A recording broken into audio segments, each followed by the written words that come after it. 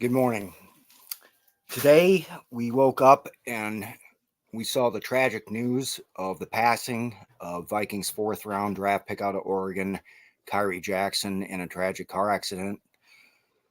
Those of us here on Valhalla Hour, all the podcasts in the Huddle Sports Network, and everybody involved in making these shows want to send our sincerest condolences to the family of Khyree Jackson, the Minnesota Vikings organization, and the Oregon University of Oregon, and everybody that knew Khyree, and that he is blessed.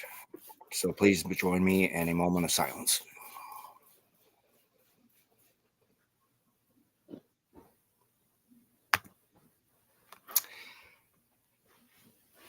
Well, normally we go around the horn, we do our good mornings and everything. This is definitely not the way we wanted to kick this show off.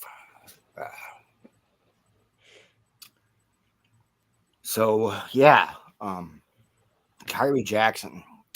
He's actually got quite a bit of time, dedicated to him in the recent weeks and everything because of his camp performance. High praise from his teammates on the Vikings and everything, including Jordan Addison, really saying nothing but good things about him. Just terribly senseless, terribly senseless. The Vikings themselves put out a statement here. This is from the GM Quasi. He says, "I am heartbroken by the loss of Khyree as we got to know him throughout the pre-draft process. It was clear the goals Khyree wanted to accomplish, both professionally and personally. His story was one of resilience. He was taking steps to become the best version of himself, not just for him, but for those who cared about and looked up to him. Kyree's personality captured every room he was in. I'm devastated that his life and everything he had in front of him has been cut short. My thoughts are with Kyree's family and friends, those who played with and coached him in college, and his teammates and coaches here at the Vikings." Great, great summary. Many people were saying after camp that he was taking a lot of reps at the cornerback two position, on the outside, and we now know that he was a passenger in a car that was struck by a driver that was driving recklessly.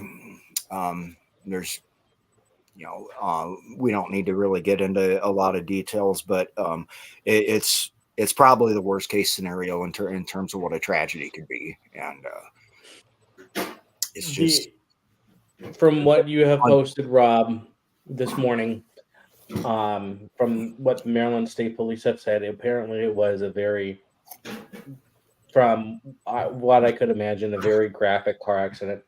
And we won't get into details, but apparently at the end of the statement, they said alcohol was possibly a factor in the crash. right.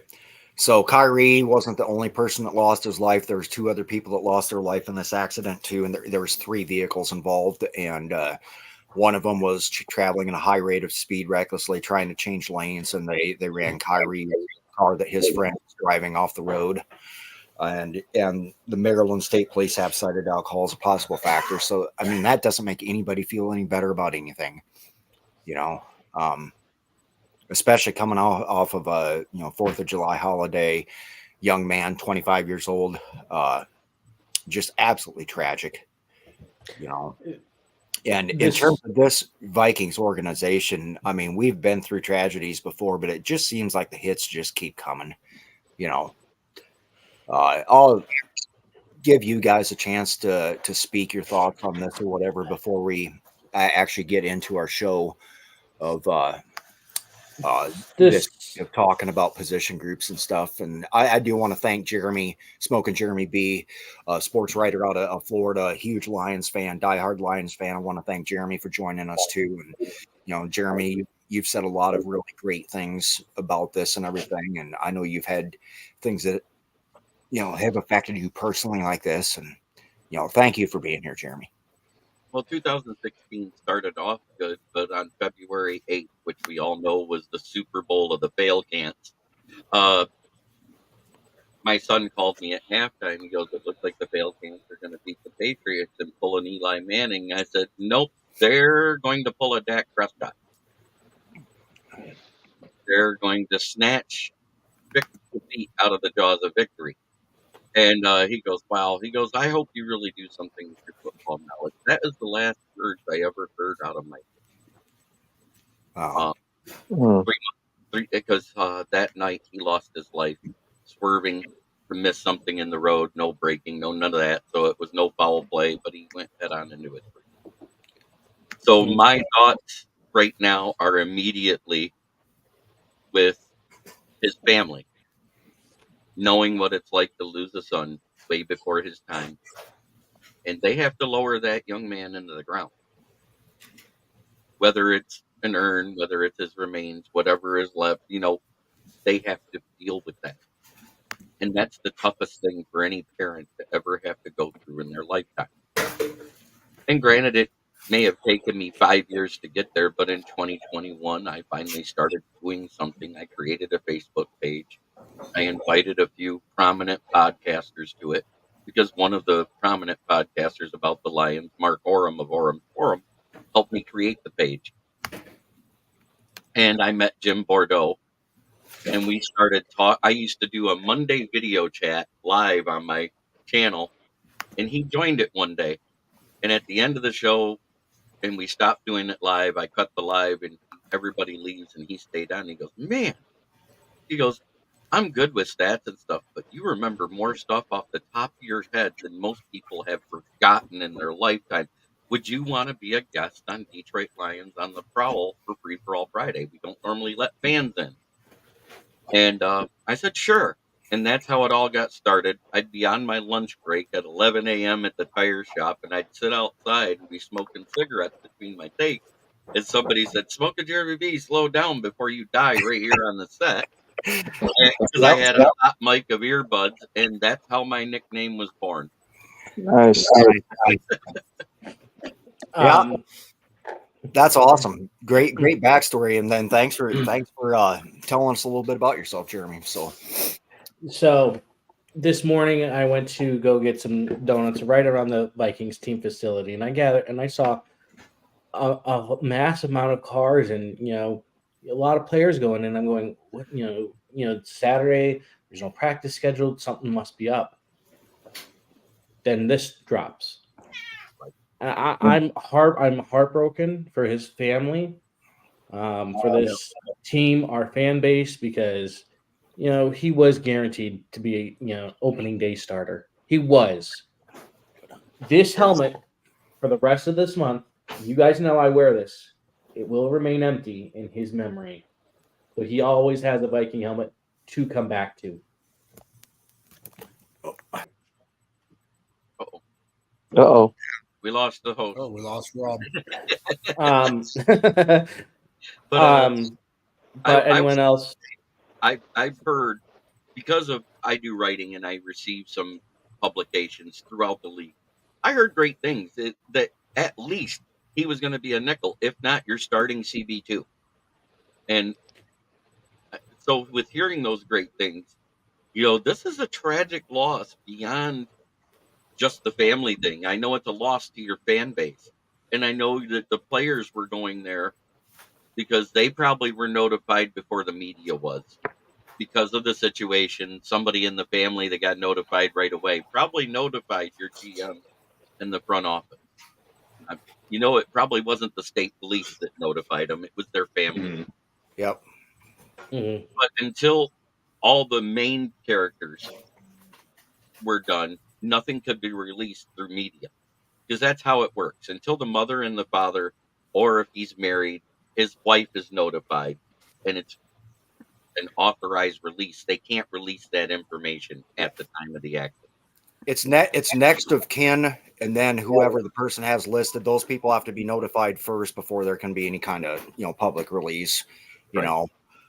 So one thing myself and Jay were discussing before the show here when we were getting everything set up. Maybe Jeremy, when something like this happens, because you don't have this happen very often, the NFL does have some kind of a pension and compensation package that does get paid out to It's less than the a next fix. team and I stuff, think you, right? I think you regain basically his contract at no cost. You know what I'm saying? So Right, you but can replace the payer, and then I think if there is a compensatory pick, it's fifth round or later. right, but they do send the money and compensate the family, his Yes, yes. Just like benefactors, right? any of his bonus that would have been stretched out over the length of the contract, I believe that goes, plus a bereavement fee to help cover funeral expenses. Yep, yep. I believe that's part of the whole thing that they negotiated in the first CBA back in 2008. And I think the first time you guys dealt with this was when Corey Stringer died at practice, Yeah, which Yep. is what ended two-a-days for all NFL teams, if you remember right. right. Yeah, and that that ended up in a lawsuit, and his widow Kelsey Stringer ended up getting a decent settlement from the Vikings and the NFL, stuff like that, because it happened at the facility and whatever. But the Vikings have usually been really, really incredible about taking care of players that suffer tragedies. Like Sharif Floyd would have probably had a good longer career with the Vikings and everything until a series of personal tragedies happened to him. The Vikings did the right thing. They paid him out his contract. They gave him a pension, stuff like that. I have to think the Vikings will take care of the family of Khyree Jackson in the best ability that they can under the letter of the law and the NFL rules that govern such things. I want to touch on that a little bit. I know this is not the proper time, but NFLPA just released a report card earlier this week, and in the treatment of families category, Minnesota received an A grade, first place out of 32 teams. Mhm. This is why players want to come here, is because you're not just part of the team. Your family comes with you. We treat your family like like VIPs. And I hope Kyrie's family knows that they're going to be VIPs. And I really hope at home opener, we do something for his family and for him to recognize. Oh, I have no doubt that they will. No And, doubt at all. and in But my team's defense, they're rated so low because for decades we were awful. I'm not going to lie. The front office now does more for their former players and stuff like that now. And right. I'm quite sure as they go forward, if this front office and everything remains intact, they'll move up that list. Yep. And you look at it's kind of similar with what you guys have with Dan Campbell and what we have with Kevin O'Connell right now. The coaches, unlike what we used to have with Mike Zimmer, I mean, at the end of the day, fans want your team to win, but you're not going to win if players don't want to play for their coach, or if they feel like they're intimidated, or that they're getting the short end of the stick, or they just don't have a voice. They're not being listened to. They're not being utilized properly. Players want to play for Kevin O'Connell, and you can tell how he interacts. You can see the videos from practices, how he just banters back and forth. Even same thing with Dan Campbell. He's one of the boys, he's one of the guys, but they all know he's the boss at the end of the day. But players, you can tell on the Lions, you can tell, on the Vikings, players players want to play for these coaches. And that's the biggest thing. And you guys have a beautiful facility up there too, Ford Field. I don't think there's any team that's made as many improvements as you guys have it just recently. Let's just say in the past 5 to 6 years, in terms of your front office, in terms of your drafting, putting the right personnel in place for your staff, and now players want to go to Detroit. They want to play for you, and I feel like good players also want to come to Minnesota. They want to play for the Vikings, and then it's just, I swear to God, this franchise has the worst luck. And I don't care what it is, some of it's self-induced, some of it's out of our control, and then some of it's just tragic, like today. And it's just like, how do you I think one of your fans just posted Khyree Jackson killed in a car accident, and I was like, yeah, we've been talking about that ever since we came on 16 minutes ago. right we're going to actually move on from that now. While we got you on here, Jeremy, our segment we were going to, or our show topic we were going to be doing today is we were going to actually be evaluating the different position groups on the teams and on the 4 teams in the NFC North. Right? So we'd probably start with offense, and we'll go through quarterback room, receivers, tight ends, running backs, and offensive line, and then we can move to the defense, which is probably going to take a little bit longer. But barring any further discussion or whatever about anything, I think we've made our point. We dedicated a decent portion of this show. We will have to address that when we get to the defense and cornerbacks, because now the Vikings have cap room. They can sign somebody. Is there anybody to sign? We'll get to that. But let's start off with offense, you guys. So you have the quarterback rooms for the Vikings, the Packers, the Lions, the Bears. In you guys' opinion, and Jeremy being our guest, I'll let you go first. How would you rank these quarterback rooms? Let's just start with quarterback because it's the most obvious. Then we'll move to receivers, tight ends, running back. It is the most obvious. Number one, you got a guy who's proven in the NFL and a guy who's done it 1 year. So you have to go Goff, Love. And then right now you got to go Darnold and Caleb, because Caleb is the unknown. He's a rookie. Until he proves it on the field, you cannot rank him above a veteran. Got it. So that is ranking for quarterbacks in this division. Cool. Jay?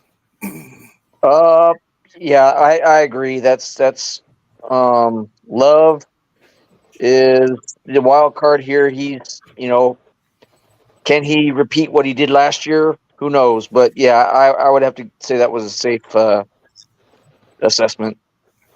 I agree with that assessment too myself. Yep. Eric, Matthew, anything? I'm actually going to go Green Bay, Lions, and then obviously 3-4 is Chicago, Minnesota. They're both unknowns. But I know Love was just 1 year, but just his physical ability is better than Goff. And we have no problem highlighting rookie quarterbacks all the time. CJ Stroud is being heralded as being one of the top quarterbacks in the NFL, and he's only had 1 season as well. And Goff has years and years of showing limitations as well, whereas Jordan Love, I think, until he has a truly bad season, I mean, the way he ended, it's hard to dismiss his talent. So I want to give Love the edge. The way he ended it against San Francisco was not the way Goff ended it, is why I put it off there. Jordan Love ended on an interception to end their playoff run. Goff at least scored a touchdown trying to give his team a chance to win a playoff run. Yeah, that loss wasn't on Goff. There. Yeah. What I honestly think, and I'm going to say, Goff is going to be good. He's top notch. He got his team, farther than they've been in 30 years. 30. So you have to. Oh yeah, I mean, if you do that, you are something special, and you deserve the biggest contract you ever deserved. Love, I'm not sure about, because this is going to be his sophomore season as the starter. So, and with the loss of quite a lot of talent, including Aaron Jones, what's going to happen for him? So I'm going to put him tied at second with Darnold. Darnold's got the talent. Darnold's got the weapons. He is going to be hungry because this is his last shot in the NFL, no matter where he goes. And I'm going to put Caleb Williams at fourth just because, unproven, he's won games against, lower ranked teams and, unheard of conferences, but, he can't pull it through. I mean, the last time USC won a national championship was 20 years ago. And and people thought, oh yeah, he's going to make it, no. We do have one comment.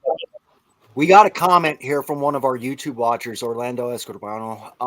Says sophomore slump. He's referring to Jordan Love. Thoughts on that? Anybody? Is he going to have one, or is he just going to come out and, go on in the normal tradition that we've had on the past 2 Green Bay quarterbacks? What are you guys' thoughts on Orlando's comment here? I agree. He has no true number 1 receiver.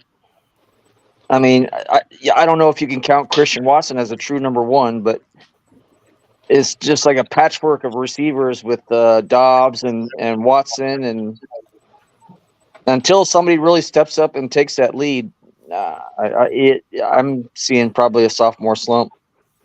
So I mean, it's possible, but at the same time, all those receivers and tight ends are going into their second year, and they can all have jumps and improvements as well. Like Jaden Reed played really well last year.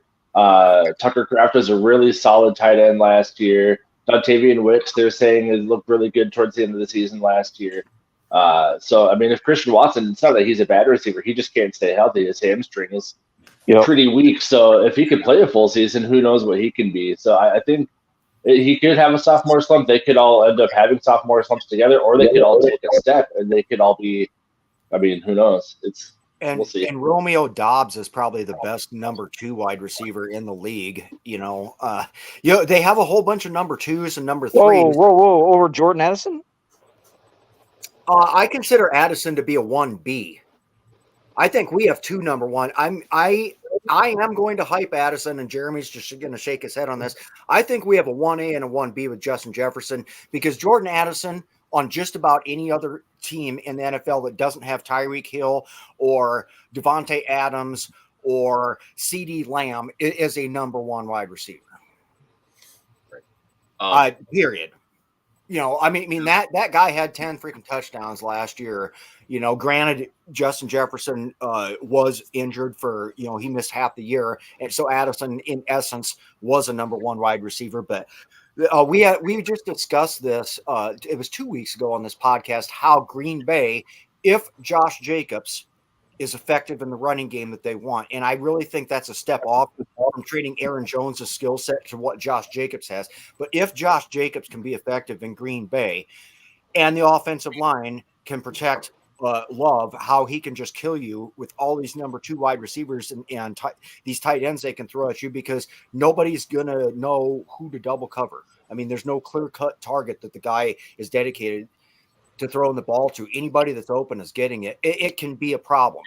Here's the offsetting argument, the counterpoint. Teams have also seen this all year last year, have a full year tape they can watch on it, and a full year to go ahead and game plan for how they want to approach Green Bay. Whereas they've gotten taken off guard with the way Green Bay came out, basically right after we kicked their ass in Lambeau Field, and then started putting together some good football toward the end of the year. So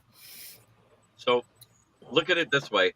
Christian Watson, if he didn't have hamstrings that was made out of segmented toothpicks, he could be a number 1. But his hamstring blows out every 3 games, and he misses 2 to 3 games while it recovers. Right. Jordan Addison, yeah, he's very close to a 1. I can't put him as a 1, but a 1B, maybe a 2A is what he is. It's one or the other. And he needs a second season to prove that he's that guy too. You know what I'm saying? We've only got 1 season. Jordan Love, you have a tale of 2 halves of the season. Yep. During the first half of the season, when the running game wasn't working, the O-line wasn't protecting, we saw what happened. He was somewhere between okay and dog water. But after week 8, freaking Diggs he got better. You can't say he didn't. After week 8, he got better. He went the rest of the season and only threw 1 interception. 18-1 is what he was. Touchdowns to interception, which is almost unheard of in the NFL. But the difference is all these defenses got tape. And every defense in the division got better. And anybody that doesn't think that is delusional. True. Agreed. I don't disagree with any of that assessment, Jeremy, and very nicely done. Let's for the sake of time here, let's move on. Let's include. We can't. We have to do wide receiver and tight end separate. Let's do tight end first. There's going to be contention because the two best tight ends in this entire division are both from the University of Iowa. One of them plays for the Lions and is going into his second year. The other one is a vested veteran playing for the Vikings. That is coming off of return from injury, anyways. Rob, that's the big. You always got to throw in that Iowa shit, don't you? I do. I will always plug the Iowa Hawkeyes. Tight end, you. Oh, Tight end, you. How are we ranking the tight ends? Go ahead. Let's just jump in however you guys want. How are we ranking the tight end groups for these 4 teams? I'll go Hawkinson, Laporta, Kraft, and Komet. Ooh. That sounds safe. But Yeah. Consider everything. Like, I mean, if we're talking the Vikings, let's consider the fact that we have Hawkinson, we've got Tanyan now. Don't get me started. We have Oliver. You're right. Tanyan 2, Laporta 3. Yeah. So in ranking the top tight ends and everything, I would put Hawkinson above Laporta, but that's a 1A and 1B type of thing too. But in terms of the actual depth of the whole group, the whole room and everything, how would you rank the teams? If you're talking about as the rooms, we're forgetting that they added Gerald Everett to that tight end room in Chicago. You got me. Good job, Diggs. You got me live on a podcast. I don't think he has the weight to do it, buddy. But anyway, no, she's way too small. Yeah. A little bit offside for tight end, Diggs, but she might be a wide receiver. Can't be a tight end. I don't know. She makes it from the logo a lot. That's true. Because, never mind. No, I as much as I hate to say it, I think Bears have the second best tight end room overall with adding Gerald Everett. Robert Tanyan's on the back end and out of his prime and not making as big of moves at tight end anymore as he used to do. So he's a good number 2. Thank God he's your number 2, because if he has to be your number 1, he's not going to stand out, is all I know. Because look at his numbers last year and the year before that. They weren't that good. 3 years ago was his best year at the tail end of his prime when he was with Green Bay. Right. And I do feel like Josh Oliver is still going to be listed as the number 2 tight end just because he gets all that time as a blocker, basically. Right. But I think he's actually going to be your number 1 while Hawkinson's out. And he can catch to an extent. We were talking last week how we'd like to see, some people would like to see Nick Muse off the team. I think Nick Muse would be the guy that I'd like to see get some opportunities. But I think we all know that they brought Tanyan in for a reason. Okay. But going back, you got to look at, we're talking about Kraft here in Green Bay, and he's not even their number 1 tight end. Luke Musgrave from Oregon State's their number 1 tight end. Right. So, you're looking at Kraft. We're talking Kraft as a number 1, and he's not even the number 1 on that team. I just think he's the more talented between the two. But, yeah, he is their number 2. Oh, Musgrave is way better. I think Oliver's way underrated. That Lions room is so. There's not a name. I mean, Laporta jumps out at you, but you look at 2 and 3, and when they traded Hawkinson, that whole room stepped up and replaced Hawkinson incredibly well. So that whole room in Detroit is amazing. Right. I was going to say, you got Zylstra, who emerged as a red zone threat. Brock Wright emerged as the blocker that can receive. I mean, we did the exact same play twice. Once was against you guys last year, and once was the year before versus the Jets. Do you know which play I'm talking about with Brock Wright? No, I don't remember that one. He chips the defensive end. He chipped Hunter. Remember, just before Hunter got the stool, he chips Hunter, acts like he's going to block. He rolls out to the side and sits in the flat. He catches the ball. He got 29 yards on a 2nd and 18. Yep. And then he did the same thing against the Jets to win that game, but it went 51 yards for a touchdown in that game because no one expected him to get the ball because he's faster than people think. He's just not as fast as Laporta, and he's not as fast as Zylstra. Zylstra is the more consistent red zone threat, and I'm glad he's healthy. But the guy who's been talked about all camp that isn't even being recognized is the backup to Laporta, which is the Iowa tight end, Parker Hess. Iowa. So Diggs must have had Cole Kmet on his fantasy team last year. So, To be honest, I think they're young guys, and we've already hit on this a little bit and everything. And of course, Diggs is being funny. I love the hell out of Diggs. Great friend, a brother of mine in real life, as he is to most of us on here and whatever. I think the Bears will probably surprise us, but they're also getting passes from a rookie this year, so I'm not sure how much we want to crank them up. Because that all factors into it and everything. Hey guys, before we get into running backs and O-line and everything, we've been having great discussion, but we do have to do our diligence and pay the bill, so to speak, here. So we're going to run our little commercial real quick, and then we'll hit wide receiver and running back and the rest of it as soon as we come back here.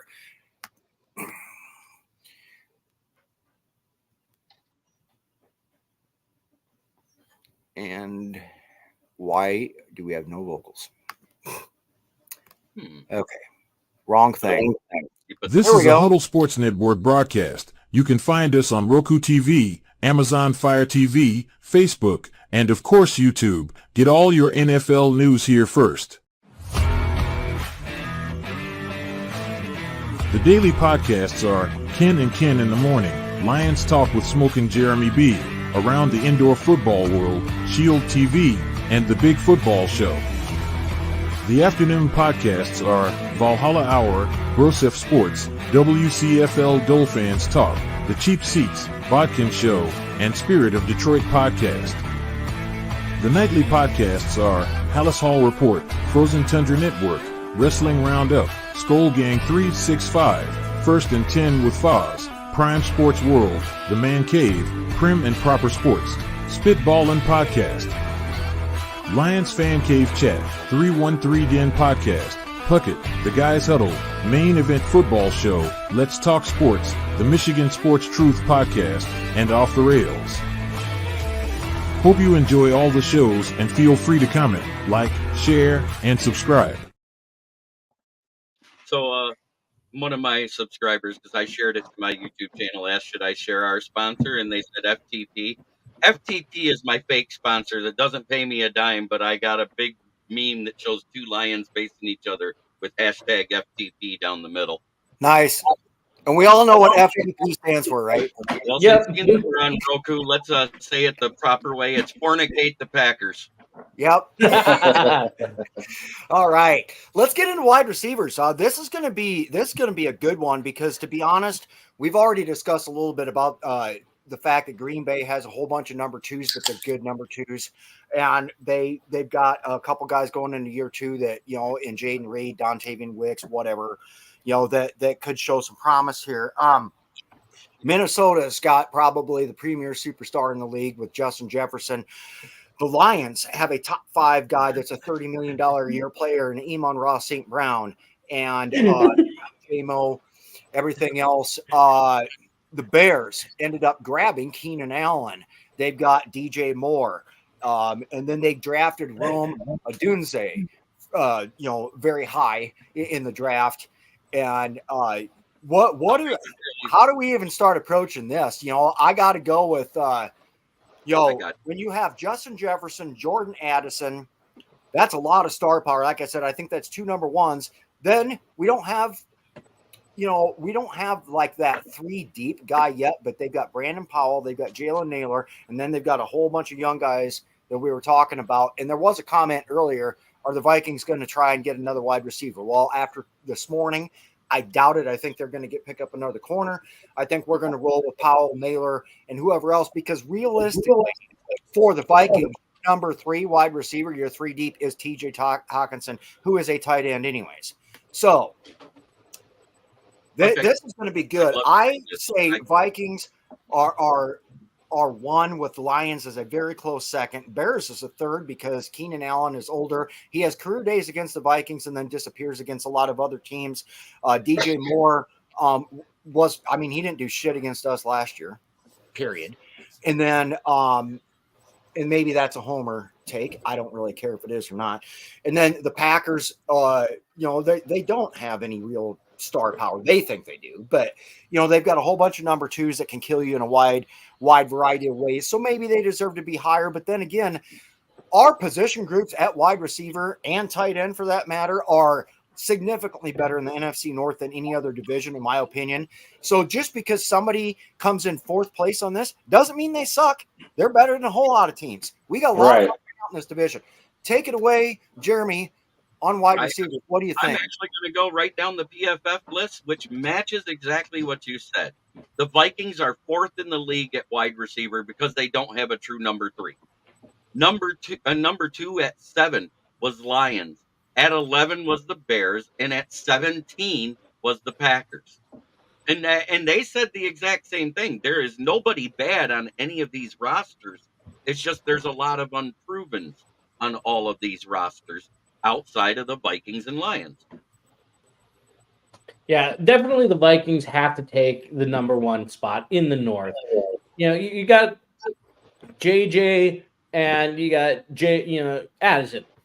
What more? I mean, you have the best duo. And last year, when JJ was hurt for most of the season, TJ Hawkinson stepped up to be a very serviceable replacement at tight end.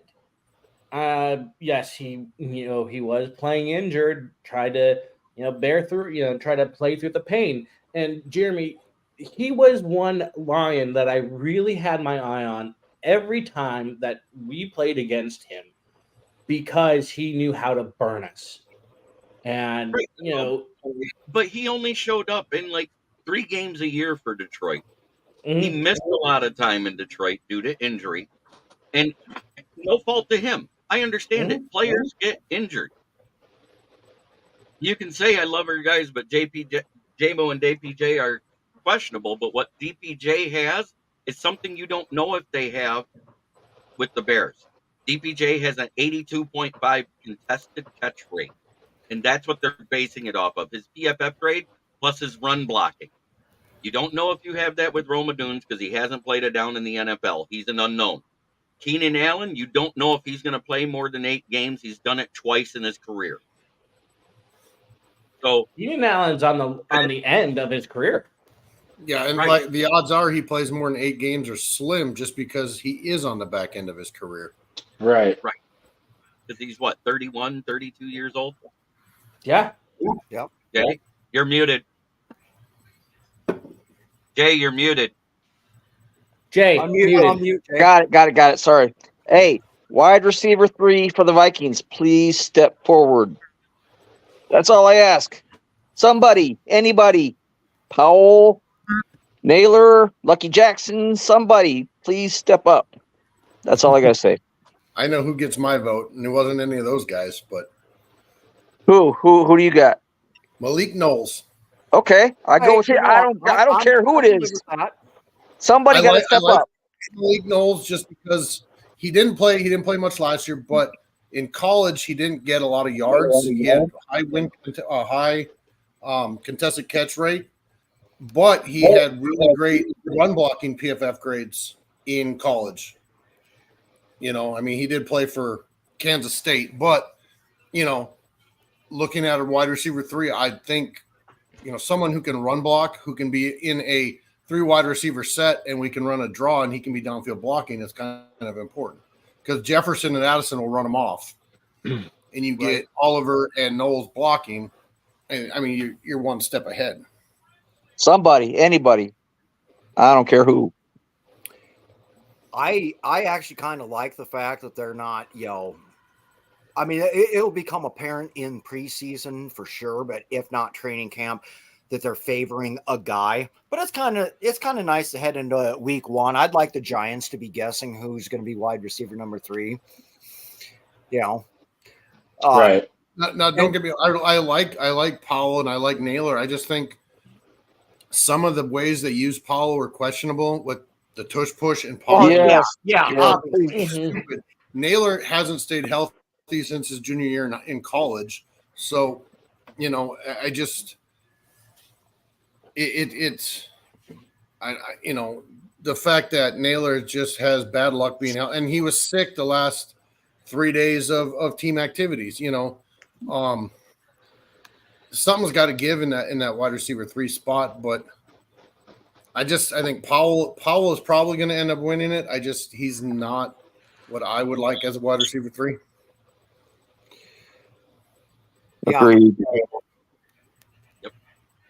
That is Yep, exactly and, what Ian Campbell said. yeah, you got some good agreements from Orlando watching here on YouTube and everything on the blocking, and that is a, that's a very valuable assessment too.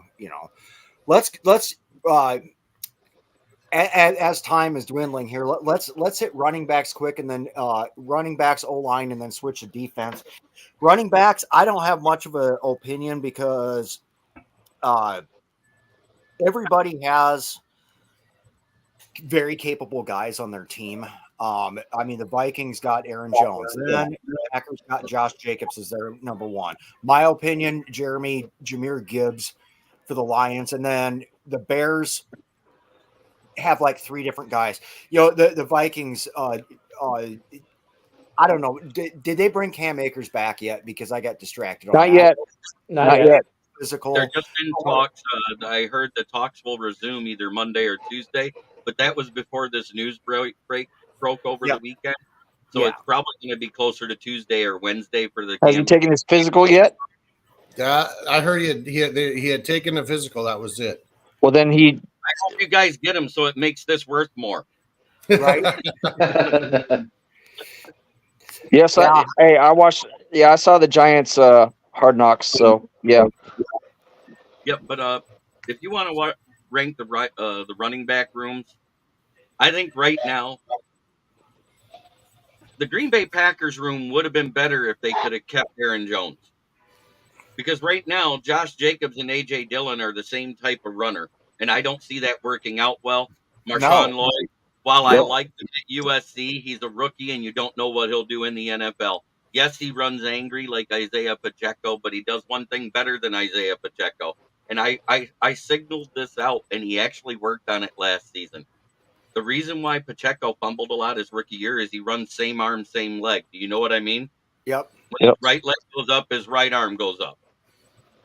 He worked on it all season, and it didn't get it right till mid-season. So now he's running angry and running properly and fumbling less, which is why you saw an increase in Pacheco's performance last year. But right now, I have it Lions 1 because of Montgomery and Gibbs together as a 1A, 1B. I don't care how you list them. I don't care how it goes. Both of them do electrifying things for what they do. At 2, you got to give it to the Packers because Josh Jacobs is that guy. 3 is Minnesota right now because all of those guys are proven. The only thing that's proven to me by DeAndre Swift is he won't last at the next game. Yeah.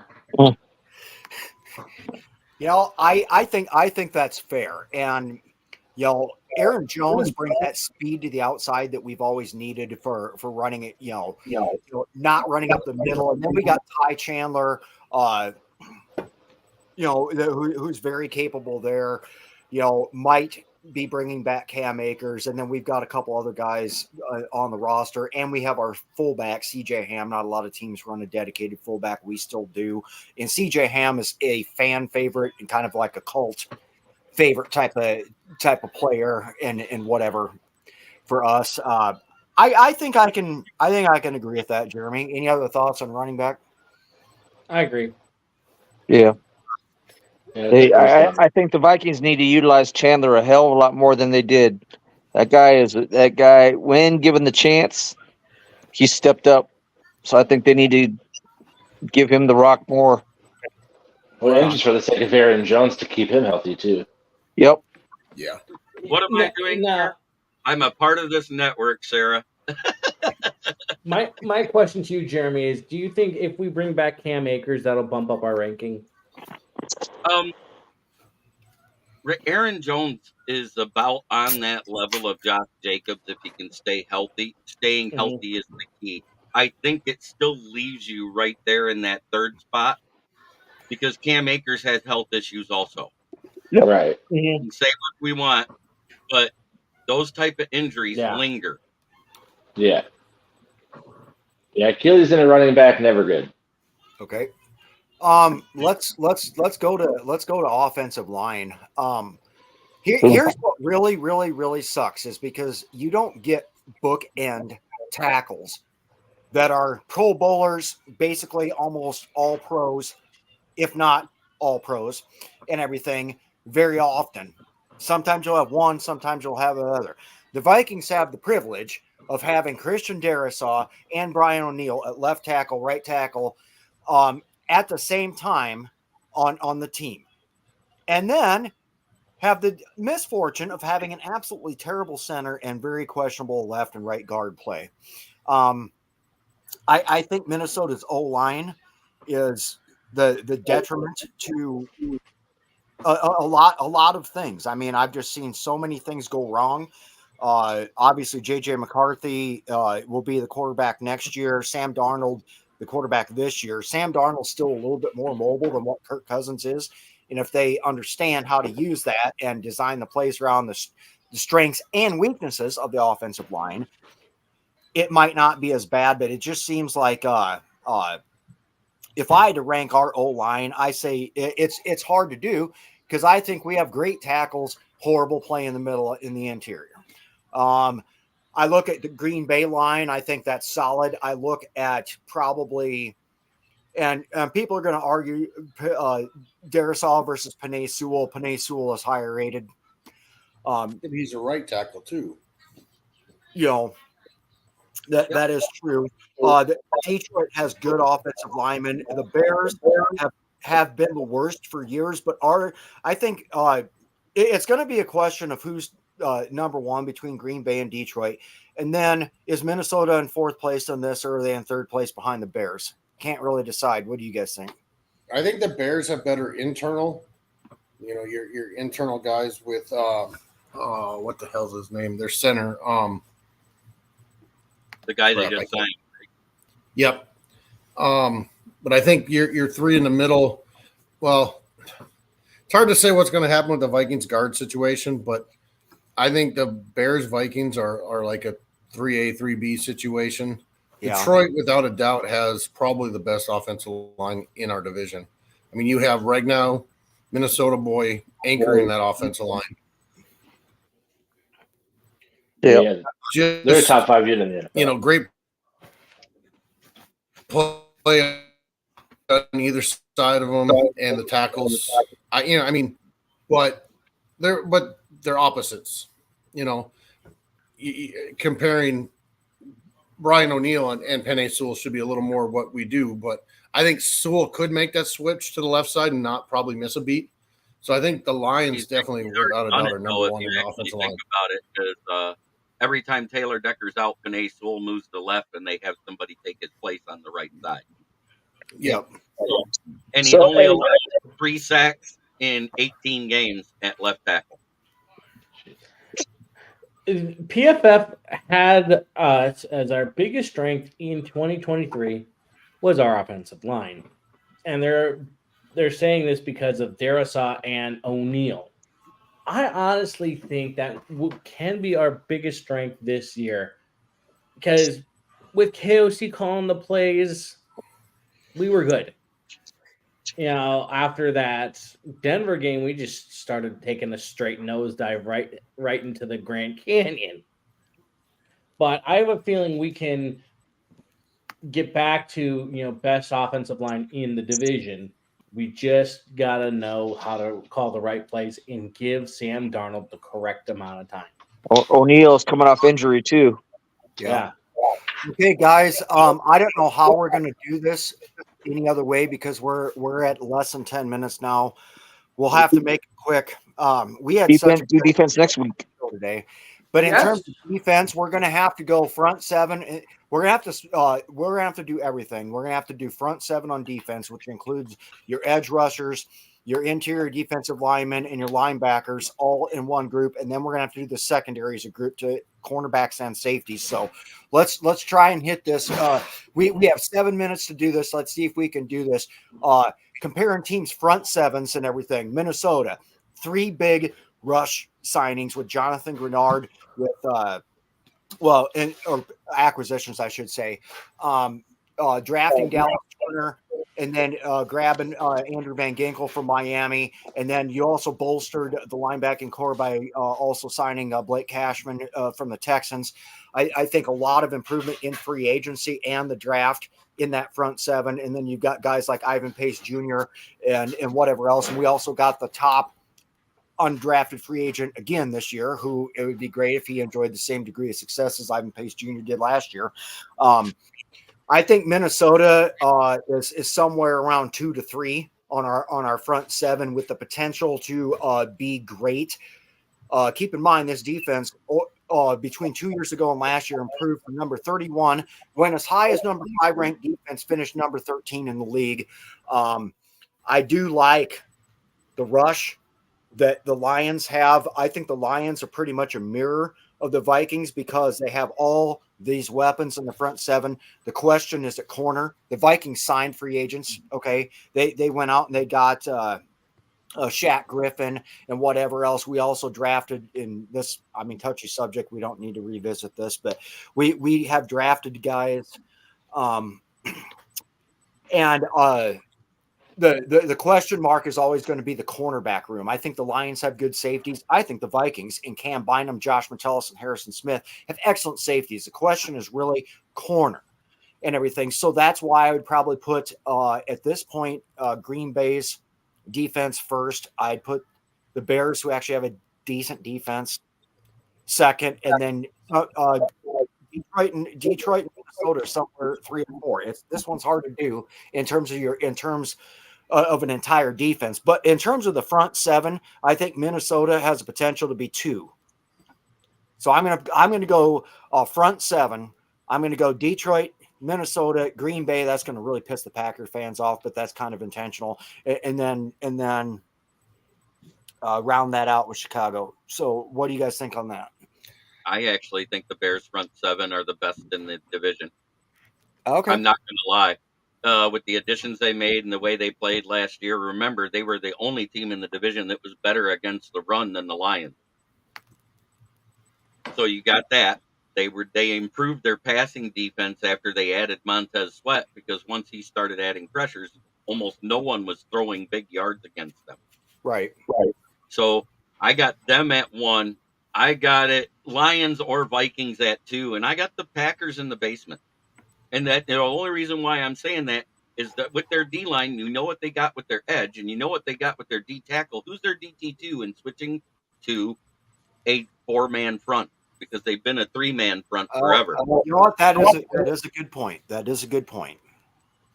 So that is why I ranked it the way I do. And it's not a knock against Packers fans, because this division is very competitive. If you're in the top 4 of this division, you're probably in the top 15 in the NFL. Right. Period. Yeah. I think our Achilles heels are nose.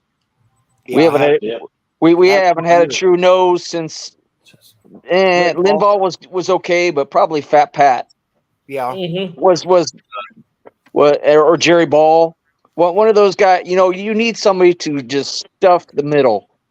Completely shut it down with the additional pass rush, added in there. So that's we need somebody to step up there too. Somebody not named Jerry Tillery, right, Jay? Correct. Yes. So Jerry Tillery was moved outside at Houston because he couldn't handle the rigors of defensive tackle. Remember, he got hurt at the beginning of the season and then got moved outside. right. He's not big enough to be a nose tackle. PFF Time for actually, Taki. Go ahead. Oh, so they said PFF is projecting Jerry Tillery is going to be one of our starting defensive interiors. That ain't gonna happen. Hey, but on this subject though, I hate to say this, but I think McLaughlin, our undrafted free agent, he's almost a carbon copy of Jackson. He's tall, lanky. He's a stick-em type of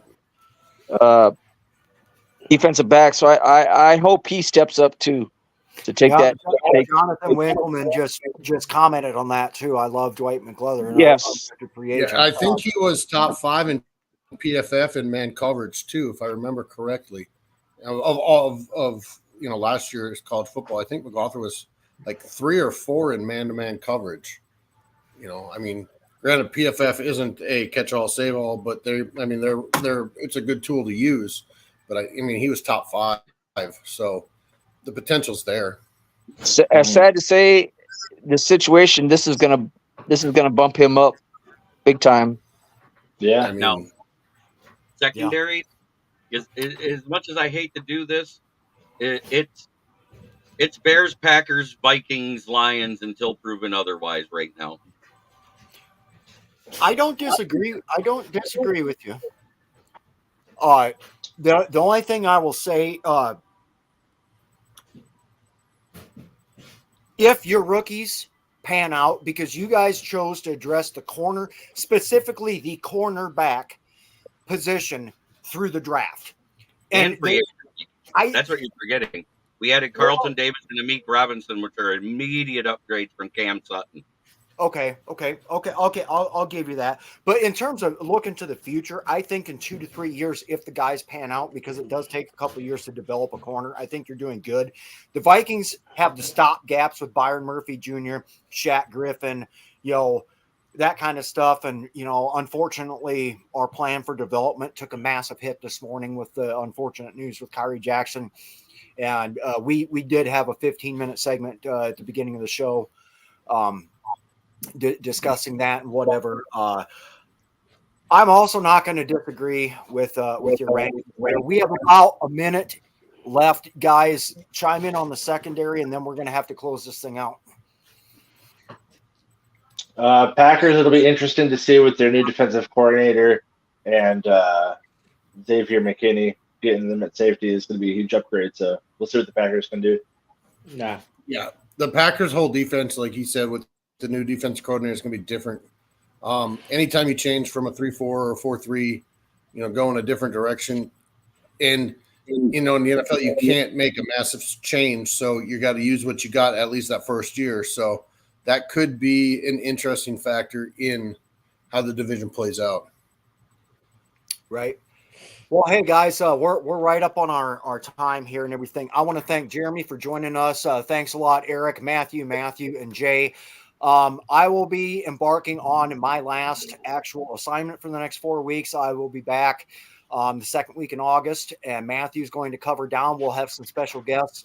You guys all enjoy training camp, and I will see you guys in 4 weeks. And thank you so much for tuning into the Valhalla Hour today and for watching all of these wonderful shows that we have here on the Huddle Sports Network. So until next time, Skol, and we'll see you. This is a Huddle Sports Network broadcast. You can find us on Roku TV, Amazon Fire TV. This is a Huddle Sports Network broadcast. You can find us on Roku TV, Amazon Fire TV, Facebook, and of course YouTube. Get all your NFL news here first. The daily podcasts are Ken and Ken in the Morning, Lions Talk with Smoking Jeremy B., Around the Indoor Football World, Shield TV, and The Big Football Show. The afternoon podcasts are Valhalla Hour, Brosef Sports, WCFL Dolphins Talk, The Cheap Seats, Bodkin Show, and Spirit of Detroit Podcast. The nightly podcasts are Hallis Hall Report, Frozen Tundra Network, Wrestling Roundup, Skull Gang 365, First and 10 with Foz, Prime Sports World, The Man Cave, Prim and Proper Sports, Spitballin' Podcast,